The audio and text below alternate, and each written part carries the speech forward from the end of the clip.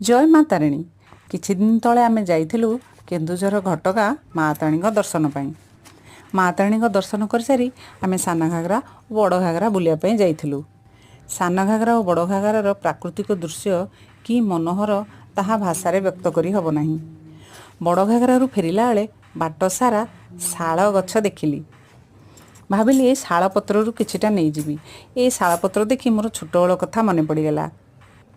आमे जेतले केन्दुझरे थिलु आमे जेतले होटेल को जाऊ खाइबा पई किंबा बाहर भोजी खाइबा पई जाऊ ए शालपत्र तियारी खली और चौपती रे खाइबा पई दिया जाउथला। आमे जेमति कदली पत्र रे पत्रपोड़ा आइटम किंबा कदली पत्र रे पोड़ पिठा करथाउ सेही परी ए शालपत्र रे विभिन्न प्रकार पत्रपोड़ा आइटम भी करी हबो एवं पोड़ पिठा भी करी हुए। ये बड़ बड़ हैला खली ये 5-7टा पत्र रे हेई थाए। छोट छोट है चौपती। चौपती टिके बंका हो जाइए छोट छोट होती कि ठीक ठाक होती। ये खली चौपती छोट पिला खाइबा साइज रही। मो सान पुओ ठीक परफेक्ट खली चौपती होता। तारी खाद्य सब ये जगह धरी जाइए। देखते छोट छोट खली आ छोट छोट चौपती तारी खाद्य ठीक साइज रे अच्छी।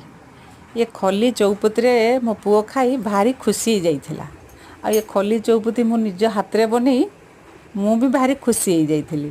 खली चौपती केमती बनी कहबे। रहूची। जय माँ तारिणी।